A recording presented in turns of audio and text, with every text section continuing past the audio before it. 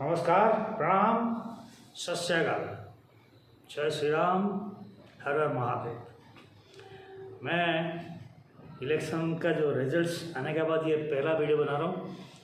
मेरा election analysis जो data analysis किया था उसका वीडियो आप सब ने देखा और बहुत अच्छे सराहा उसको। और लेकिन सबसे चमकना वाली जो रिजल्ट आया है वो आया तमिलनाडु से। बाकी सब जो है एक्सपेक्टेड लाइन में गया है।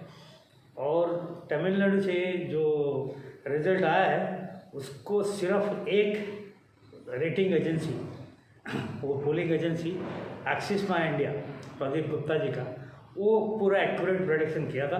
बाकी सब मैं भी और जितना भी सब लोग पूरा गलत हो गए थे। सब लोग डीएमके को फिर से पावर में रिटर्न करने का प्रेडिक्ट कर रहे थे, लेकिन पूरा उल्टा हो गया खेल। अपना फिल्म स्टार जोसेफ विजय, उनका पार्टी सबसे बड़ी पार्टी 107 सीट का साथ 108 सीट, लेकिन जैसे कि विजय 2 सीट से जीते हैं, एक को उनको छोड़ना पड़ेगा, तो टेक्निकली 107 सीट का साथ सबसे बड़े पार्टी उभर के आए हैं। और उनका थोड़ा सा कहानी में ट्विस्ट। पहले हम दूसरी ये मैं बात करते हैं, बंगाल के बारे में बात करते हैं। बंगाल मैं सोचा था 165 से 170 तक आएगा, लेकिन ये तो रिकॉर्ड ब्रेकिंग हो गया, 207 सीट्स। और टेक्निकली ये भी 206 होगा, क्योंकि शुभेंदु अधिकारी जो 2 सीट में जीते हुए हैं, नंदीग्राम में और भवानीपुर में, तो 206 सीट समझ लीजिए।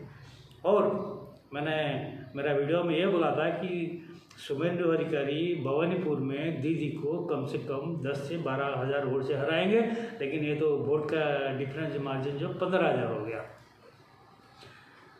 और अभी जैसे मैं वीडियो बना रहा हूँ, अभी कलकत्ता का ब्रिगेड ग्राउंड में अराउंड 10 लाख करीब पब्लिक का सामने शुभेंदु अधिकारी उनका जो मंत्रिमंडल कैबिनेट जो शपथ ले रहे हैं, शुभेंदु का साथ 2 डिप्टी सीएम होंगे, इंक्लूडिंग 1 लेडीज। और सारे अराउंड करीब 20 राज्य के मुख्यमंत्री, प्रधानमंत्री, अमित शाह, सब लोग और बड़े बड़े जितना लीडर सब प्रेजेंट है, उनका सामने उनका शपथ चल रहा है अभी। तो मतलब मैं वीडियो देख रहा था, दूसरे चैनल में देख रहा था, अराउंड 10 लाख करीब क्राउड है। और हम हर जगह पर जय श्री राम, जय श्री राम, जय श्री राम। और उसमें जो स्टेज है, स्टेज को झालमुड़ी और काली दुर्गा टेम्पल वगैरह इस तरह करके बनाया गया। टोटली माहौल कुछ ये है। मीनवाइल कल दीदी उनका जो मतलब दीदी 100 से नीचे आएगी कोई सोचा नहीं था, मैं भी नहीं सोचा था। 80 में सिमट गई और 80 में से कल उन्होंने अपनी जो इलेक्टेड एमएलए उनका एक मीटिंग बुलाई थी, लेकिन 70 आए, 10 एमएलए कहीं गए हो गया। कांग्रेस का इस बार खाता खुल गया। मैंने बताया था कांग्रेस जो थोड़ा खाता खुलेगी, पिछली बार 0 था, अभी 2 सीट में कांग्रेस का जीता और दोनों का दोनों मुस्लिम कैंडिडेट है। सीपीआई में इन्होंने भी अपनी खाता खोला और हुमायूं कबीर का जो पार्टी है उनको भी 2 सीट मिला। और टोटली ये खेल जितना हुआ इधर। और दीदी काफ़ी हल्ला बुला मचाई, बोलते कि मैं रिजाइन नहीं करूँगा, लेकिन 7 तारीख को तो वैसे भी जो असेंबली का जो टेन्योर ख़त्म होता था 7 तारीख को, तो ऑटोमेटिकली राज्यपाल ने अपनी जनरली जो प्रैक्टिस होता है, जैसे कि आ रहे हुए तो जो चीफ मिनिस्टर अपने कैबिनेट का रेजिग्नेशन देते हैं गवर्नमेंट को, गवर्नर को, और गवर्नर बोलते हैं कि जब तक नया मंत्रिमंडल फॉर्म नहीं होता है तब तक आप काम चलाओ, मुख्यमंत्री का दायित्व में रहे। वो एक उसको कहते हैं ग्रेसफुल एग्जिट। जैसे कि डीएमके जैसे हार गया तमिलनाडु में, इमीडिएटली जगह अपनी रेजिग्नेशन पकड़े दिए और हारा जीते कुछ नहीं है। जनरली एक बार टेन्योर खत्म होता तो देते रेजिग्नेशन देते। जैसे कि हेमंत बिस्वा शर्मा जीता हुआ है लेकिन वो जाके अपना इस्तीफा गवर्नर को दे दिए और अभी हेमंत बिस्वा शर्मा कार्यकारी मुख्यमंत्री है। और 12 तारीख को जब शपथ लेंगे नया कैबिनेट का, तब जाकर मुख्यमंत्री बनाएंगे। Now is acting chief minister, not chief minister. Suvendu Adhikari आज शपथ लेने का चीफ मिनिस्टर हो जाएंगे, लेकिन अगर ममता जी रिजाइन देते थे तो आज तक वो एक्टिंग चीफ मिनिस्टर बन के रहते थे। अच्छा, केरला में अभी तक मतलब पिनाकी विजयन अपना इस्तीफा दे दिए हैं, लेकिन उनको गवर्नर ने रिक्वेस्ट किया आप जब तक नया कैबिनेट नहीं बनता है आप कंटिन्यू कीजिए। और वैसे मैं एक्सपेक्ट कर रहा था, मैंने बताया था कि केरला में इस बार कांग्रेस की वापसी होगी। कांग्रेस उसमें अराउंड अच्छे 63 या 64 प्लस उनका जो ये मिलकर टोटली 102 सीट जीते हैं। इस तरह CPM का बहुत बुरा परफॉर्मेंस है, लेकिन इसमें बीजेपी का जो है ना बहुत अच्छा रहा है। जो उसका टारगेट था अराउंड 19% वोट का साथ 3 सीट पहली बार आए हैं। तो अभी और 15 साल का बाद देखेगा बीजेपी कंपटीशन में आ जाएगा। अभी ये दोनों का जो राज है नहीं होगा। तो दीदी का जो मतलब मैं भी विश्लेषण करता हूँ और दूसरे के भी देता हूँ, उनका हार का सबसे बड़ी रीजन क्या है।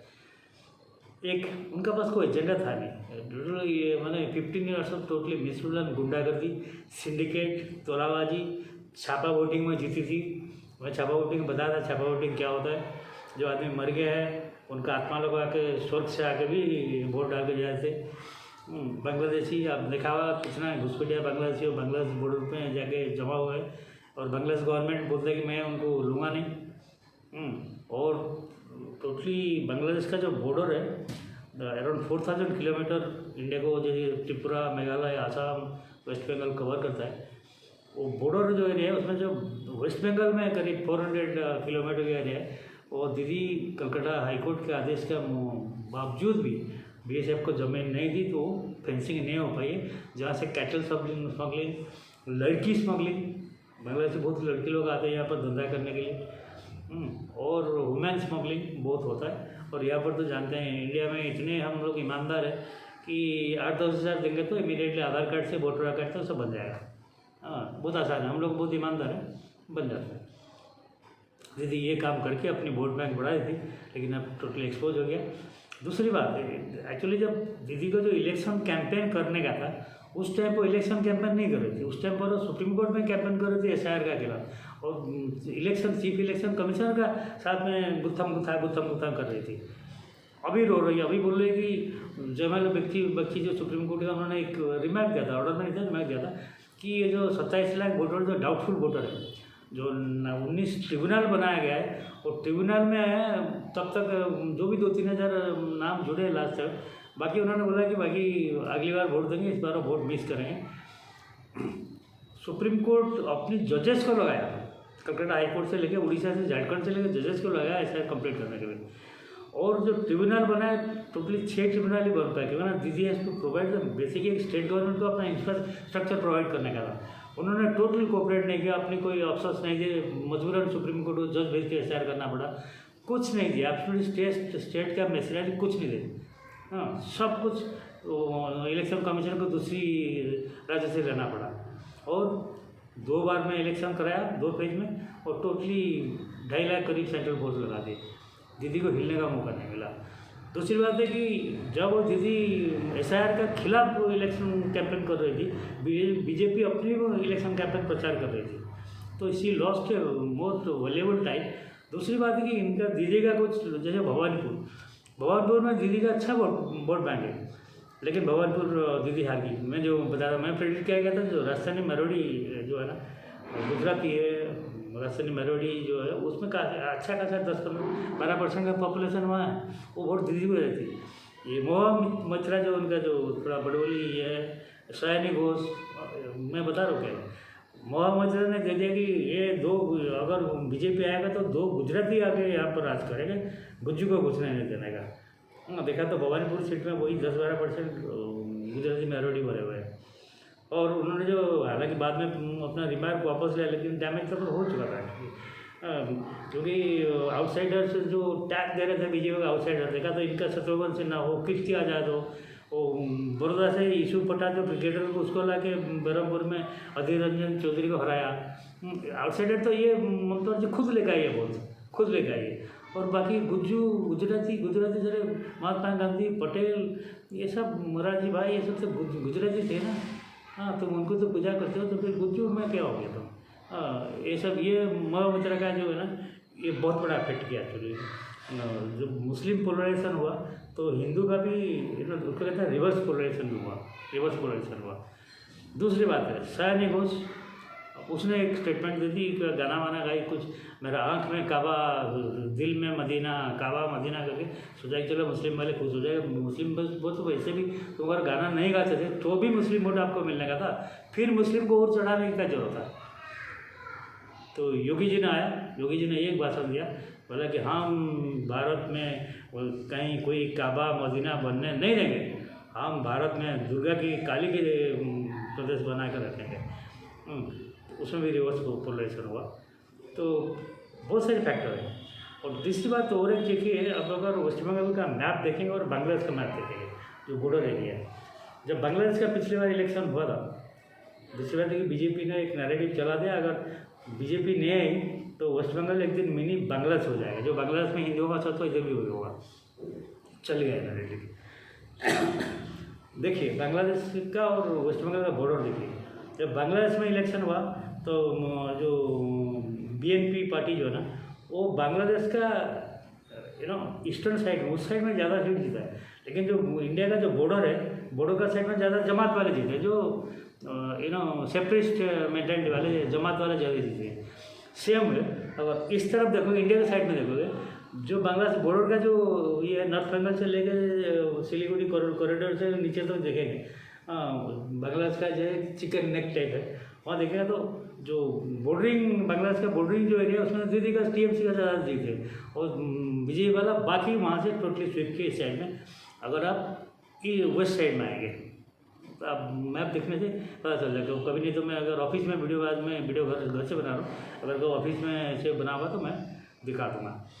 सो that's why it happened a massive sweep for BJP.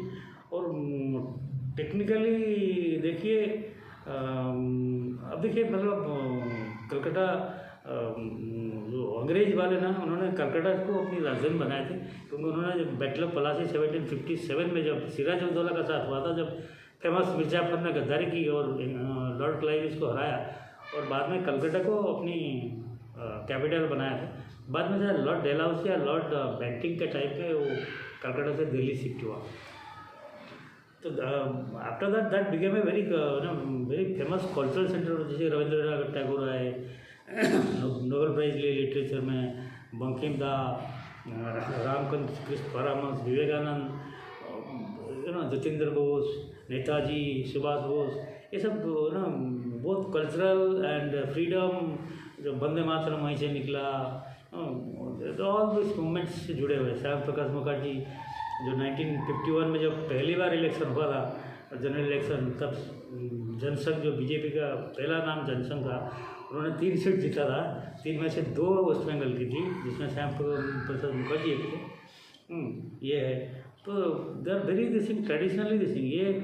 और ब्रिटिश का टाइम में उन्होंने इतना डेवलप किया था, स्पेशली टेक्सटाइल, जूट, सीमेंट, ये सब इंडस्ट्री बहुत डेवलप किए थे। रेलवे ये वगैरह बहुत डेवलप किया था ब्रिटिश वालों ने। अभी तक आप जाएंगे हेरिटेज बिल्डिंग, जो म्यूजियम जाएंगे तो देखिए कितना बड़ा है, ब्रिटिश वालों ने डेवलप किया था। एक बहुत बड़ा सेक्टर, पोर्ट है कलकत्ता, जो पोर्ट है हुगली रिवर क्रॉसर पोर्ट है, उसको ब्रिटिश ने बनाया। गार्डनेज वर्कशॉप ब्रिटिश का टाइम में बना। तो जो गवर्नर थे उस टाइम पर गार्डन रीच समथिंग आता है, उनका नाम है गार्डनेज। अभी जो जहाज बना रहे हैं, पानी का जहाज बना रहे हैं, अभी लेटेस्ट हमारा NS जुनागिरी एक P-17A प्रोजेक्ट का अंदर उसको नेवी में दिया है, हैंड ओवर किया, कमीशन हुआ। अभी और एक जहाज, जो फाइनल जहाज भी उन्होंने डिलीवर कर दिया, कमीशन NS महेंद्रगिरी। तो दैट इज़ द कलकत्ता का ट्रेड सेंटर था, ये था, सारे इंडिया को कलकत्ता कंट्रोल करता था, मुंबई नहीं था उस टाइम पर।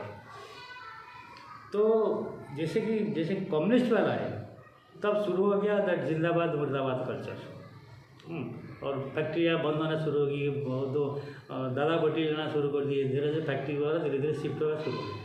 और बाकी जो कुछ थोड़ा बहुत बचा कुचा था, और दीदी का टाइम में जो सिंगूर ये में करके बाद में टाटा भाग गया, धीरे धीरे जो भी छोटा मोटा कुछ बचा कुचा था वो भी दीदी का टाइम में निकल गया। तो प्रैक्टिकली इंडस्ट्री बोल के कलकत्ता में ज़्यादा कुछ है ही नहीं बोलने के लिए। और ये जितना टेक्सटाइल जूट वाला जो बंद हुआ, वो सब कहाँ गए? They all went to Bangladesh. जैसे बांग्लादेश में देखिए जूट और टेक्सटाइल इंडस्ट्री बहुत आगे है, वो सब उधर शिफ्ट हो गए बांग्लादेश में। तो ये था बंगाल का जो ये। तो बंगाल में एक परिवर्तन की ज़रूरत था। बंगाल के लोग जाके कोई नोएडा में काम करता, कोई हैदराबाद में, कोई बेंगलोर में, कोई कहाँ जाए काम करते हैं। तो यहाँ IIT खड़गपुर है, देश का पहला IIT खड़गपुर जो कलकत्ता में बना, बंगाल में बना। तो इसलिए अभी इंडस्ट्री आना शुरू हो जाएगा, because once the BJP government, BJP is always pro industry. इसलिए जो कांग्रेस वाले बोलते हैं अदानी अंबानी ये सब जो करते रहते हैं, हालांकि इंडस्ट्री आएगा तो आपको डेवलपमेंट होगा, जॉब क्रिएशन होगा। तो इंडस्ट्रीज अभी लोग मतलब इंडस्ट्री उनको फेंक आया है कि ठीक है हम कलकत्ता में जाके कोई इन्वेस्टमेंट कर सके। दूसरी बात है कि मेन थिंग दैट ये जो बॉर्डर पेंटिंग अगर 2 साल में प्लान किया हुआ कि जो बॉर्डर जो 400 किलोमीटर बचा हुआ है BSF को लैंड बैंड देके उसको करके पूरा स्ट्रिक्टली इम्प्लीमेंटेशन बंद करना है। एक्चुअली असम त्रिपुरा वगैरह बंद कर चुके हैं, लेकिन फिर भी बंद नहीं कर पा रहे क्योंकि यहाँ से बंगाल से इन्फ्लेट करना आसान है, और ये लोग यहाँ से बंगाल आके बंगाल से ही इधर उधर चला जाते हैं, जो कि दिल्ली में भी, गुजरात में भी मिल जाएगा, हमारे उड़ीसा में बांग्लादेश मिल जाएगा, केंद्रापड़ा एरिया में बांग्लादेशी भरे हुए। ये लोग उनको ईजी है बंगाल की अंदर से घुसने के लिए, क्योंकि उस साइड में जो भाषा है इस साइड में वही भाषा है, same language Bengali and same accent. लेकिन बांग्लादेश से कोई अगर आसाम में घुसेगा तो एक्सेंट गलत हो जाता है, मतलब उर्दू बोले या हिंदी बोले या बांग्ला बोलना, एक्सेंट इधर पकड़े जाते हैं, मतलब दे कैन बी आइडेंटिफाई। लेकिन इधर बंगाल में वो आइडेंटिफिकेशन नहीं हो पाया, वेरी डिफिकल्ट टू आइडेंटिफाई ये बांग्लादेशी मुस्लिम और Bangladeshi not Indian, very difficult. तो ये एक जो इसलिए फेंसिंग करना बहुत ज़रूरी है, क्योंकि that is very important for our securing our borders, very important. क्योंकि LOC में हमारा जो जितना भी BSF CRPF है, ये लोग से जो होता है वो दिखता है, लेकिन ये जो बॉर्डर खोला होना चाहिए बहुत अच्छी दिखता नहीं है। और थोड़ा सा जब शेख हसीना थी उस टाइम पर गवर्नमेंट थोड़ा सा स्लो जा, मतलब थोड़ा सॉफ्ट जा था, इतना इजी नहीं करता, उनका फ्रेंडली है। और शेख हसीना को भगाने का बाद बांग्लादेश से, उसके बाद फिर और कुछ रहा नहीं है, तो बोले भगाओ। हाँ, अभी बहुत स्ट्रिक्टली ये तो जैसे बीजेपी का पोल प्रॉमिस है मैनिफेस्टो में भगाएंगे, और बाद में देखते हैं धीरे धीरे। और बांग्लादेश का रूटीन है एक्चुअली बंगाल का, एक बार जो गया तो गया, अभी वो दोबारा वापस नहीं आ पाए। कांग्रेस जब इधर रहे थे उसके बाद गया, उनको कम्युनिस्ट ने भगाया, तो कांग्रेस अभी तक नहीं उभर पाया है। वो बाद में CPM को दीदी भगाया, CPM अभी तक उभर नहीं पाया, 1-2 सीट के लिए तरस गए कम्युनिस्ट वाले। तो ये था बंगाल का स्टोरी। अभी केरला में अभी तक फाइनल नहीं हुआ, चीफ मिनिस्टर कौन होंगे, पिटाई चल रही है, ये इसको मार रहा है, ये इसको मार रहा है, घुसा मुसा लात मात काफ़ी चल रहा है केरला में। तो बाकी पुडुचेरी एक है, इसमें भी पेंच फंसा हुआ है। इस ये में 12 सीट मिला है अपना जो रंगास्वामी पार्टी को, और बीजेपी को पिछली बार 6 सीट था, अभी 4 सीटें जीता बीजेपी। और इंडिपेंडेंट इस बार 4-5 जीते हैं। इंडिपेंडेंट को ना जो सीट समझौता नहीं हुआ जो अपोजिशन का अंदर, जो उनका अंदर, तो जो लोग ऑलरेडी टिकट में भर गए थे उन्होंने वापस नहीं किया, तो उसमें इंडिपेंडेंट 4-5 जीत गए। तो बीजेपी बोल रहा है कि मेरा भी एक इंडिपेंडेंट का समर्थन है। तो अभी उनका जो मिनिस्टर कितना कोटा है बीजेपी को, वो बोल रहे कि हम आपको डिप्टी स्पीकर देंगे और 1 मिनिस्ट्री बार देंगे, लेकिन बीजेपी जैसा नहीं, तुम चीफ मिनिस्टर बनोगे तो स्पीकर का पोस्ट हमको 2 मिनिस्ट्री बार दो, उनका ये बर्थ देने की जरूरत है। ये चल रहा है पेच, अभी तक वो छोटा सा है, लेकिन पेच फंसा हुआ है, अभी तक ख़त्म नहीं हुआ है। असम में तो क्लियर है, असम में तो उन्होंने बोल दिया कि वो जैसे मैंने एक मतलब एक्यूरेट बताया जाता है 95 to 100, अगर 2 एक्स्ट्रा सीट मिला है, 102 सीट मिला है, और बीजेपी अपनी दम पे 81 लेके आया, बाकी AGP हुआ जो मिल के लिए इसमें जाएंगे। हाँ, टोटल 24 सीट जो अपोजिशन को मिला, उसमें 19 मिला कांग्रेस को, 19 से 18 उनका जो है कांग्रेस एंड प्लस, तो उसमें 18 जो है मुस्लिम MLA और 1 हिंदू MLA, बाकी 2 सीट जो दूसरा जो मुस्लिम पार्टी है उसको मिला है, तो दोनों का मुस्लिम है। तो कांग्रेस में ये और हेमंत बिश्व शर्मा का जो 102 उनका है, उसमें सर 1 मुस्लिम है, और कोई मुस्लिम थे नहीं, मुस्लिम MLA। ये है। बाकी केरला का जो ये है, केरला में जो मुस्लिम क्रिश्चियन मेजोरिटी है उनका जो कांग्रेस में ये। अच्छा, अभी हम आते हैं इसमें तमिलनाडु में बहुत इंटरेस्टिंग पॉलिटिक्स। जैसे हम असेंबली हुआ है एक्चुअली, जैसे कि वो एक्सिस में इंडिया बोले थे, प्रदीप गुप्ता जी बोले थे, हम असेंबली हुआ है तो 7 तारीख को विजय एक्चुअली करना। रूल तो ऐसा कुछ नहीं है एक्चुअली। अब संविधान का 164 से लेकर आर्टिकल 164 से 174 वो डिफाइन करता है जो गवर्नर है उसका पावर, उसका टेन्योर, उसका कैसे क्या वो डिफाइन करता है। तो उसका पावर क्या होता है, कैसे वो पावर को एक्सरसाइज करता है, उसका कुछ डिस्क्रिशनरी पावर भी होता है गवर्नर का।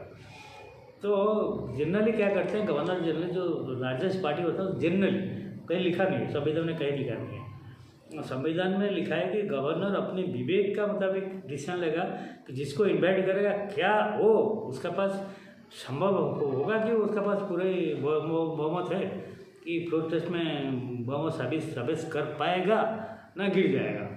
हाँ, ये करके तो उसमें कोई डिफाइनिंग मूवमेंट नहीं। लेकिन जनरली कोई गवर्नर जो थोड़ा बड़ा पार्टी है डाल देगा, बोलते चलो 6 तारीख तक अपनी बहुमत साबित करो और टिके जाओ। तो उसमें क्या होता ना, मतलब कोई रूल नहीं है, लेकिन उसमें क्या है कि there is a possibility that horse trading होता है। मतलब किसको पैसा दे के, किसको धमका के, किसको कहीं होटल में लॉक करके ये करके ज़बरदस्त बहुमत को वोट करना पड़ता है।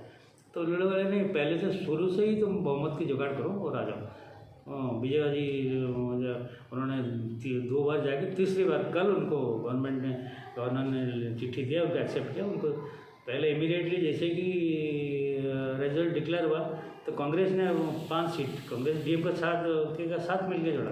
कांग्रेस अकेले लड़ता तो एक भी सीट नहीं मिलता था, एक भी। डीएमके का साथ उसका पार्लियामेंट में 9 सीट है और डीएमके का 22 मेंबर्स है, राज्यसभा में 10 मेंबर्स है। तो कांग्रेस ने फटाफट पीठ में मार दी चाकू, डीएमके का पीठ में। स्टालिन को दिमाग खराब पर चक्कर आया, ऐसा क्या हो गया। हाँ, और इमीडिएटली डिक्लेयर कर दिया कि मैं विजय का साथ में हूँ। और क्या है, कंडीशनल सपोर्ट। वो जो कम्युनल पार्टी बीजेपी का कोई सपोर्ट नहीं ले। अरे बीजेपी का तो सिर्फ एक ही एमएलए। बीजेपी का वोट शेयर जो है पिछली असेंबली इलेक्शन में था 11%, तो उसके बाद जब नहीं 16%, उसके बाद जब लोकसभा इलेक्शन हुआ उसमें डाउन हुआ, 11% डाउन हुआ। अभी तो ओनली 3% है बीजेपी का। और बीजेपी को साथ में लेंगे तो एक एमएलए में घंटा हुआ है। बीजेपी को तमिलनाडु कोई है ही नहीं है। लेकिन अच्छा है ये है कि इस बार बीजेपी ने जैसे कि अन्नामलाई उनको एक्सपोज नहीं किया, तो उनका पास टाइम बहुत है। हाँ, बहुत कम एज का एक्सपोज नहीं है, लेकिन उनका बहुत बड़ा फ्यूचर है। वो एक तमिलनाडु में एक शुभेंदु अधिकारी बन सकते हैं। He can be next Suvendu Adhikari of Tamil Nadu. तो उनका पास कैपेबिलिटी है। और जो डीएमके 75 ईयर्स का पार्टी है। उससे पहले तो कांग्रेस का जो कामराज की इन्फ्लुएंस से कांग्रेस शुरुआत किया उसमें राज करना। लेकिन जैसे कि अन्नादुराई आ गए, फिर डीएम का आया राज आया 75 ईयर्स। फिर 50 साल पहले जो डीएमके टूट के डीएमके से एआईडीएमके का पैदा हुआ। अन्नादुराई का पार्टी है डीएमके। उसके बाद वो जो सीरियल वाइज कोरोना की वजह से एआईडीएमके जब रामचंद्रन टूटे, हाँ एमजीआर, तो वहाँ पर एआईडीएमके का फिर जयललिता होगी यहाँ तक आया है। लेकिन अभी तक क्या ना, ये एक टेनर ये करेगा, दोनों द्रविडियन पार्टी है। एक टेनर ये करेगा, एक टेनर ये करेगा, मतलब आइदर और करके चलते थे। पहली बार ये दोनों द्रविडियन पार्टी का मोनोपोली टूटा है। इसका मतलब उनको तोड़ के एक तीसरा फोर्स जो विजय के नाम पर निकला है। लेकिन बात यह है कि विजय का 2 साल का पार्टी है, अपनी फेमस पॉपुलैरिटी में जीत गए। और उन्होंने मतलब थोड़ा सा टेक्निकली गलती कर दिया, तो थोड़ा सा तो जिस दिन उन्होंने जीता उस दिन एआईडीएमके ने बोल दिया था हम उनको ऑन कंडीशनल सपोर्ट देंगे। ऑन कंडीशनल, कोई कंडीशन नहीं है। और आउटसाइड सपोर्ट देंगे, मिनिस्ट्री भी नहीं लेंगे। उन्होंने उसको ध्यान नहीं दिया, सीरियसली लिया नहीं। लेकिन जैसे राहुल गांधी एक बोल दिया तो मेरा भी तुमको कंडीशनल सपोर्ट दूंगा, तुम कोई कम्युनल पार्टी को नहीं रखो। तो उन्होंने वो 5 एमएलए का सपोर्ट लेटर ले लिया। इसलिए 3-4 दिन लटक गए, लेकिन फाइनली डीएमके जो गठबंधन जो बना के लड़ा था वो टोटली टूट गया, क्योंकि सीपीएम वो डीएमके के साथ, सीपीआई डीएमके के साथ था, जो बीएसजे डीएमके के साथ था, all India Muslim league DMK था, और सीपीएम सीपीआई का तो स्ट्राइक रेट बहुत अच्छा है। उनको 2-2 सीट दिए थे लड़ने के लिए, दोनों को दोनों सीट उन्होंने जीता। और सीपीएम ने बोला कि हम हमारा सपोर्ट देते हैं, लेकिन हम मिनिस्टर में शामिल नहीं होंगे, लेकिन बाकी पार्टी शायद मिनिस्टर में शामिल हो। कांग्रेस 2 मिनिस्टर मांग रहा है। हाँ, देखते हैं क्या होता है। शायद विजय शायद हो सकता है आज ही शपथ ले, तो बोले कि जवाहरलाल नेहरू इंडोर स्टेडियम में लेंगे, 6000 के करीब कैपेसिटी। अभी देखते हैं क्या होता है। और मेनली विजय बेसिकली मैं बताता हूँ, विजय इज ए बॉर्न हिंदू ब्राह्मण फैमिली।